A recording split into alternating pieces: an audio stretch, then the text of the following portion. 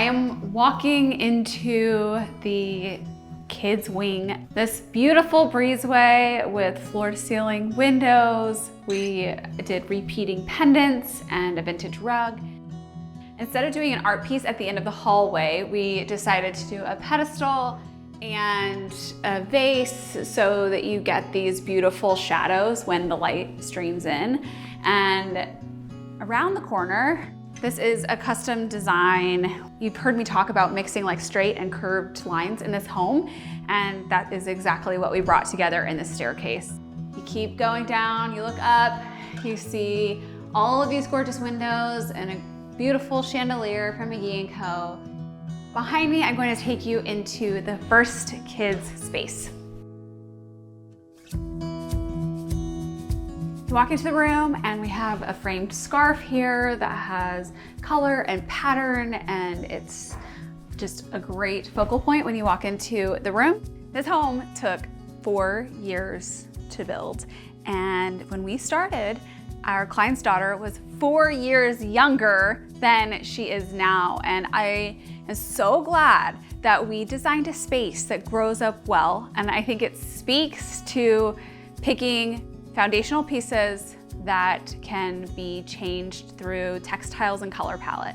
We started with the rug, and that incorporated this color palette of like turquoise blue and this golden tone, and we carried that blue throughout all spots of the room. Then blush pink, our client loved blush pink, but not in a baby way, in a sophisticated way. And so we did that with this really cool photograph above the bed with the beach balls.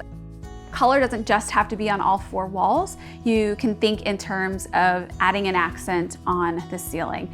This is a really flattering color. It adds something to the space, but it doesn't overwhelm you. These are new McGee & Co. nightstands, and they have this leather pull, which I love, and they pair really nicely with this canopy bed. When you do a canopy bed, I think it's great to if you have a spot to hang artwork in the center, I think it creates a really nice focal point. I think if you pay attention to the little details throughout, you'll see where we're adding in personality. This really beautiful gold arched mirror with a floral motif at the top.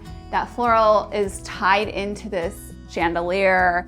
One of my favorite spots in this room is the back of the built-ins. So the gray is beautiful, but I think we took it up a notch by adding wallpaper to the back. It's this gold metallic cloud wallpaper, and it just adds pattern, and this is an interesting wallpaper that can grow up and sets a really good backdrop for our client as her interests change. So down this gorgeous hallway, filled with natural light, we had some wall space to work with, so we did this eclectic gallery wall in 2 spots with the picture lights above, and then under the stairs, we went back and forth on a lot of different options. Do we do furniture? And I really wanted this to be a built-in, and I'm glad our clients went for it because it's just the cutest little book nook.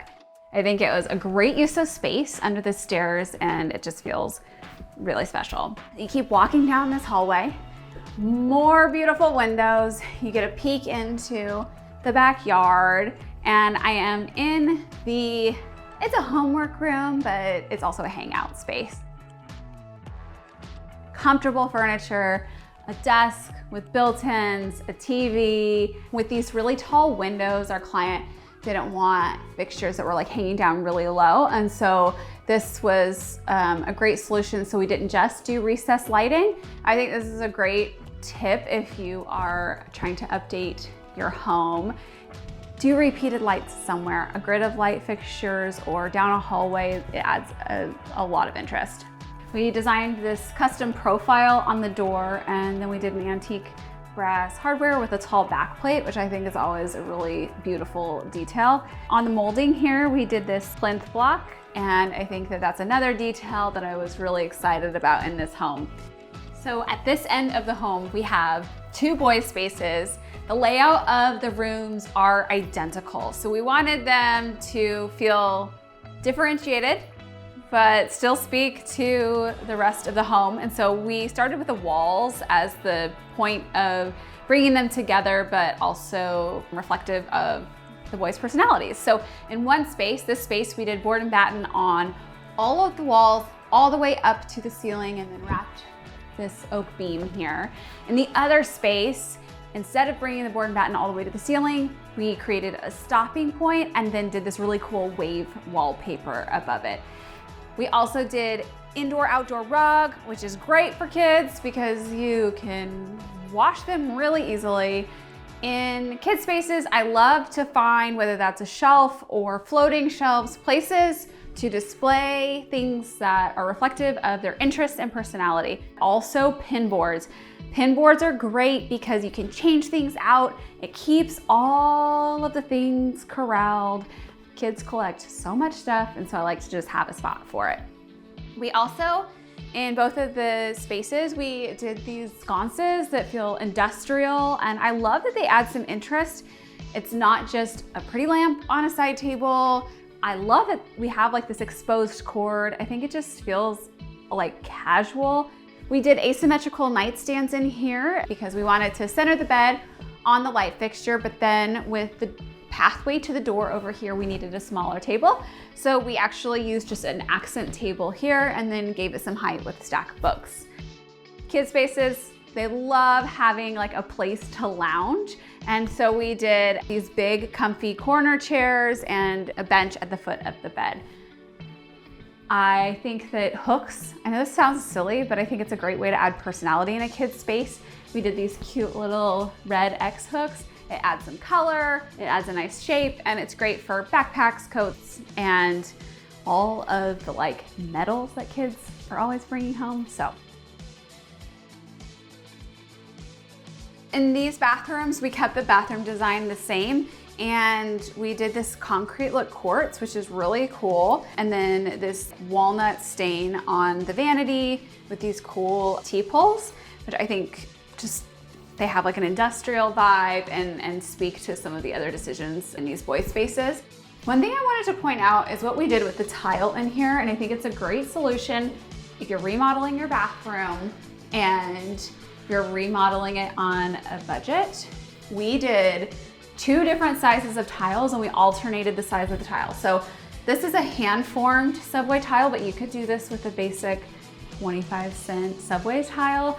You get one size that's a square and one size that's a rectangle, and you alternate it, and it creates a more interesting look, and it is a great way to like just take some basics to a more designer look. I'm in the laundry room, and honestly, this laundry room is everything to me because it's classic and it's beautiful. You have the washer and dryer, and then we have a hanging space here with laundry baskets. This has a soapstone countertop and this tiny little subway tile. We did painted wood knobs in here, and then the profile of the cabinets is really interesting. Over here, I mean, we had this mess that we were using for styling our photo shoot, and it's the most beautiful mess, so we left it here for the tour. We had an asymmetrical window situation that we were working with. Felt natural to put the sink under the window, but then we were left with a space off to the right, and so we did this white lantern to fill the area.